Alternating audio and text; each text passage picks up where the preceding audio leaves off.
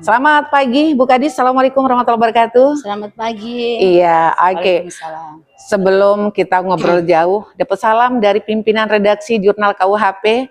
Selamat siang dan sukses buat Ibu Kadis dan kantor DP MPTSP-nya. Ya. Mudah-mudahan dengan Jurnal KUHP kita akan terus bermitra. Ibu, salam ya.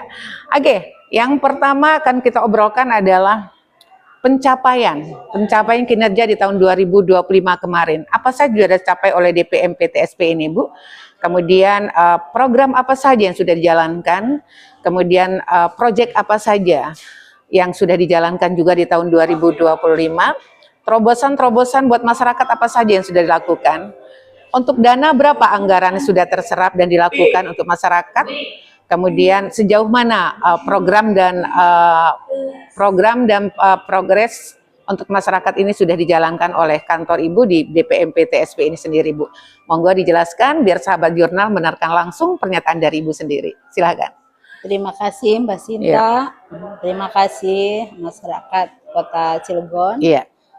Jurnal KUHP memang is the best. Oke, terima kasih Ibu. Ya. DPMPTSP ini adalah Dinas Penanaman Modal Pelayanan Terpadu Satu Pintu. Betul. Kami melakukan kerja bareng rekan-rekan DPMPTSP yaitu tentang penanaman modal. Di sini ada subkegiatannya tentang pengawasan dan pengendalian.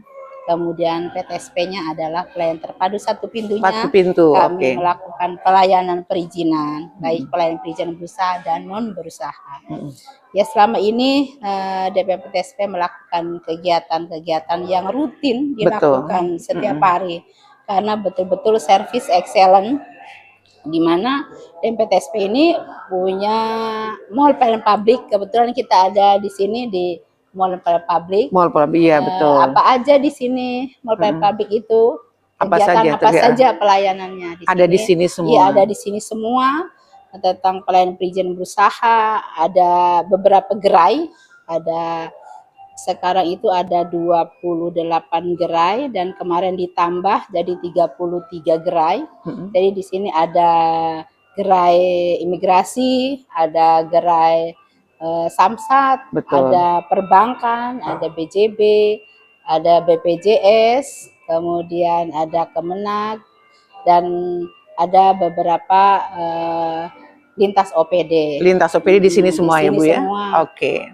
Kemudian kami melakukan itu sebelumnya dilakukan ikatan kerjasama MOU.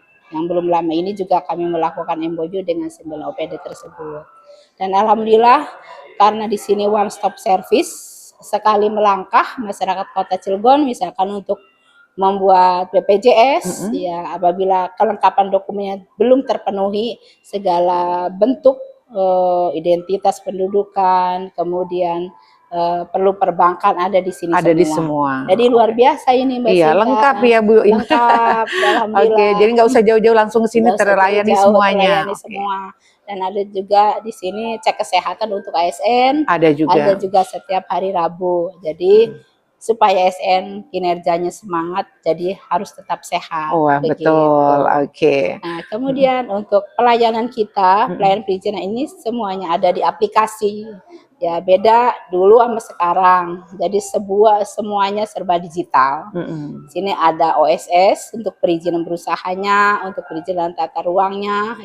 Di sini jadi cukup buka OSS, yaitu online submission itu dengan pusat. Kemudian ada perizinan PBG ya gitu. Di situ ada SIMBG, dulu IMB. Oh, dulu MB, iya. Sekarang namanya SIMBG. SIMBG sekarang, bukan MBG ya. Bukan SIMBG. Iya. Tetapi jangan lupa MBG juga di sini. Oh iya, izinnya di sini juga ya Bu ya. Oke. Perizinan kesehatannya.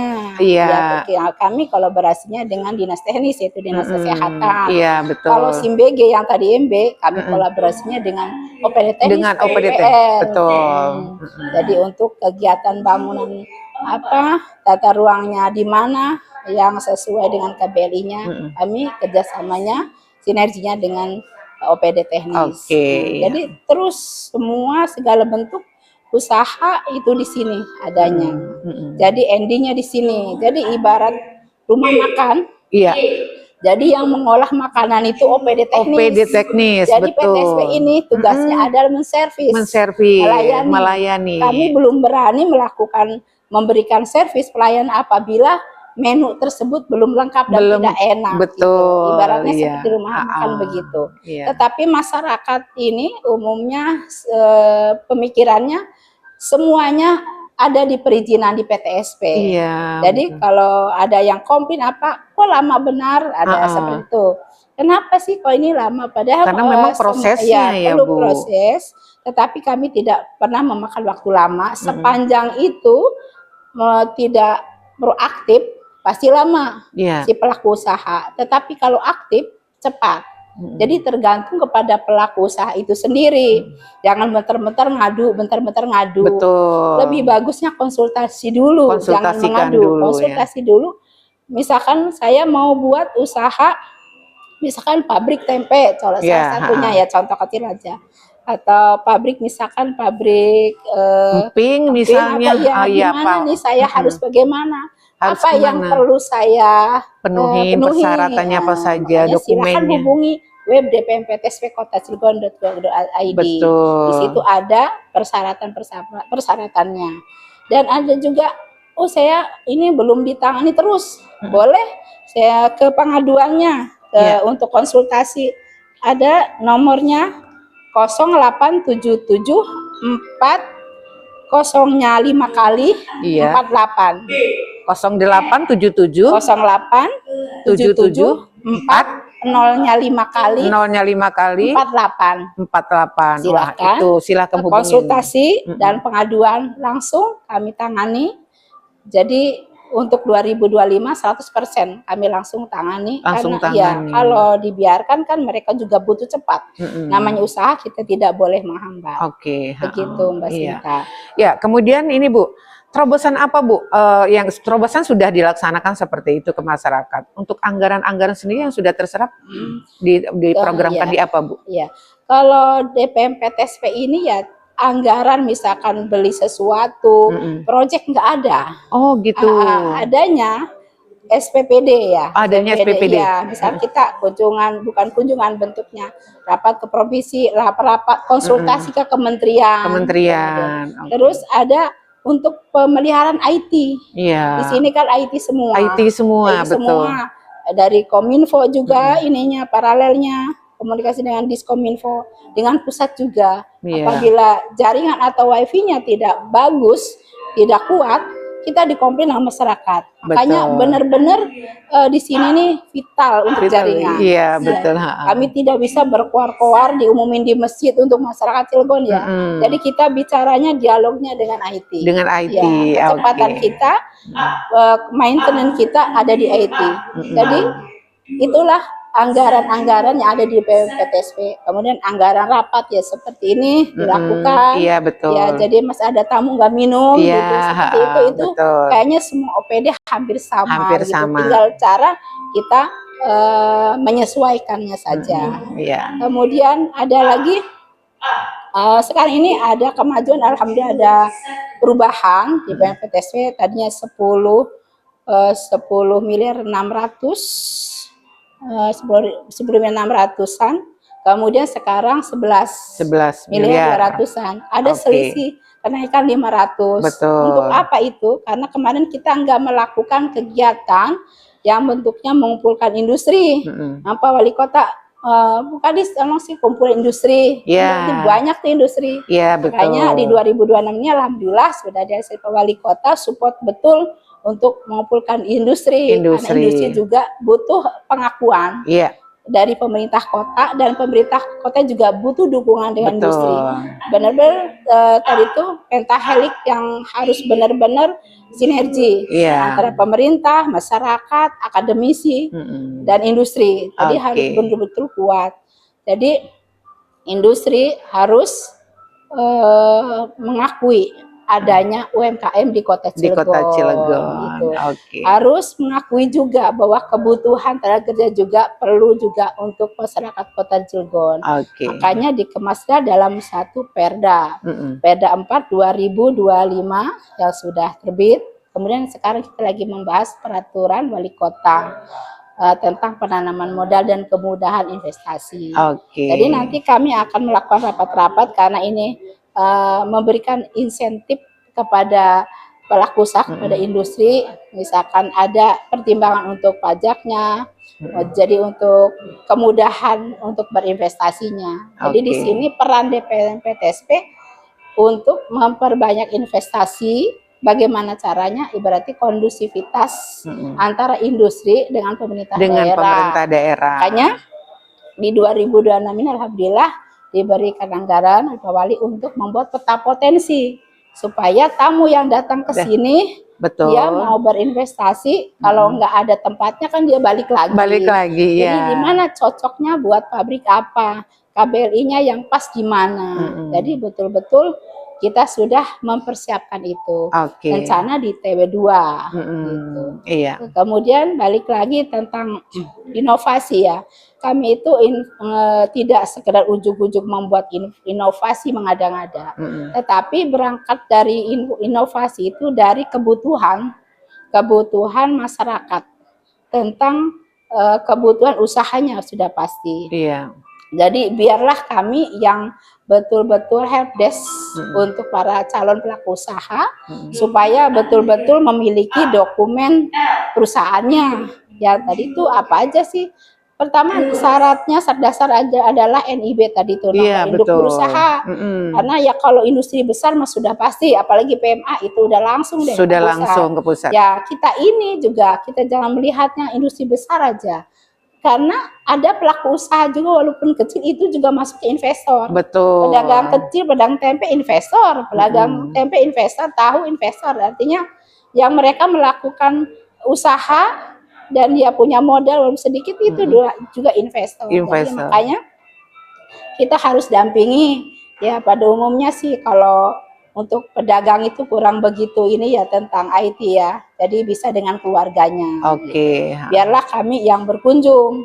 Didampingi prosesnya. Ya, kami kan berharap setiap tahun ada kemajuan. Jadi paperless. Betul. Nah, sekarang ini yang non berusahanya ada si Peci namanya. Aplikasi kita, aplikasi lokal. Kebetulan itu agent of change waktu saya PKN 2, alhamdulillah dapat memuaskan. Jadi pelayanan perizinan sistem pelayanan perizinan online Kota Cilegon. Dari yang mau bikin mau praktik dokter harus ada SIP-nya. Kami kolaborasi dengan Dinas Kesehatan karena tim teknisnya seperti tadi MBG dengan ini. Jadi itu pakainya speci sistem lokal Cilegon kita pelayanan aplikasinya. Jadi benar-benar paperless. Alhamdulillah kita dari situ mengurangi anggaran untuk kertas-kertas ATK karena sudah bisa melalui si peci itu yang paperless gitu. Tapi namanya ya orang Cilegon ya bukan mengecilkan. Ya manja-manja dikit pasti ya susah sedikit datang ke sini. Makanya saya kuatkan di pengaduan atau di chat kami boleh tetap langsung jawab. Tapi kalau memang masih susah, kami standby setiap hari kecuali hari libur. Kami sediakan ruangan khusus. Ada ruang khusus. Ada di sebelah sini ruang khusus. Jadi mana-mana yang perlu langsung ditangani cepat. Ibarat ini sebuah rumah sakit. Kalau masih bisa poli jalan, mungkin ya ada ruangannya. Tapi kalau udah benar-benar harus darurat, benar penanganannya, itu ada ruangan khusus. Ada ruangan khusus. Kita benar-benar mengawal, tidak hanya mencetak begitu saja NIB itu, tapi kami memberikan gambaran, pandangan supaya usahanya benar-benar lancar tanpa kendala. Dan untuk kita rencana keliling ke pasar-pasar yang sebelumnya kita di kecamatan-kecamatan tidak efektif, kami turun ke pasar biar nggak mengganggu usaha atau bisnisnya para pelaku usaha. Jadi biarlah kita yang datang berkunjung gitu. Nanti di TW2 ini kami mulai lagi kita bagi-bagi teman-teman perizinan PP khusus untuk melayani itu.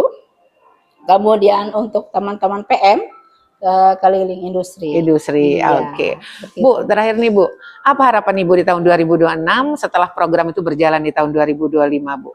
Di tahun 2006 apa harapan Ibu? Harapannya semua pelaku usaha yang ada di Kota Cilegon ini betul-betul memiliki dokumen perizinan yang betul-betul lengkap. Lengkap, ya. Kemudian kami juga tidak melepas dan menerima begitu saja kelengkapan dokumen. Kami pastikan survei lokasi, apakah itu betul perizinannya, lokasinya sesuai dengan tata ruang. Betul. Jadi memastikan itu. Kemudian apakah dia mematuhi apa dengan regulasi pemerintah kota di samping pemerintah pusat. Betul. Jadi tetap tidak hanya waktu kita memberikan saat itu izinnya, tetapi merupakan tanggung jawab pemerintah kota.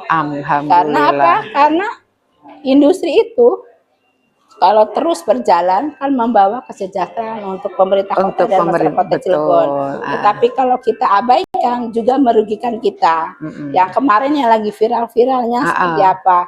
Seperti kemarin tambang ya, yang kemudian ya ditutup. Memang kewenangannya provinsi. Tetap kita juga mengawasi, tetapi kita tidak serta-merta menjudge bahwa itu salah sepanjang provinsi tidak memberikan instruksi penutupan. Tetapi kalau itu merugikan di pemerintah Kota Cilegon, ya demi masyarakat kita tutup. Tidak ada halangan apapun, karena yang dampaknya merugikan masyarakat tetap kita berjuangkan. Apapun itu ya. Tetap, tapi kita juga supaya menjaga investasi yang kondusif, kita juga tetap menjaga memberikan kebijakan, tetapi artinya sesuai dengan kesejahteraan dan kemauan masyarakat dan pemerintah Kota Cilegon. Jadi harus balance antara pelaku usaha atau investor berinvestasi di pemerintah Kota Cilegon, dan pemerintah Kota Cilegon juga mempunyai peraturan yang harus ditaati oleh pelaku usaha. Iya. Terima kasih Bu pemaparan kinerja tahun 2025-nya. Buat sahabat jurnal, itu dia tadi wawancara kita dengan Ibu Kadis DP MPTSP Kota Cilegon. Kemudian kami dari Jurnal KUHP mengucapkan saran dan kritik untuk kami, media kami. Mudah-mudahan kami selalu melayani masyarakat dan memberikan yang terbaik serta informasi-informasi yang akurat dan real untuk masyarakat dari Jurnal KUHP. Terima kasih Bu Kadis sudah wawancara untuk hari ini. Sukses Bu Kadis di tahun 2026 selanjutnya. Sinta mengucapkan terima kasih dan wassalamualaikum warahmatullahi wabarakatuh. Waalaikumsalam warahmatullahi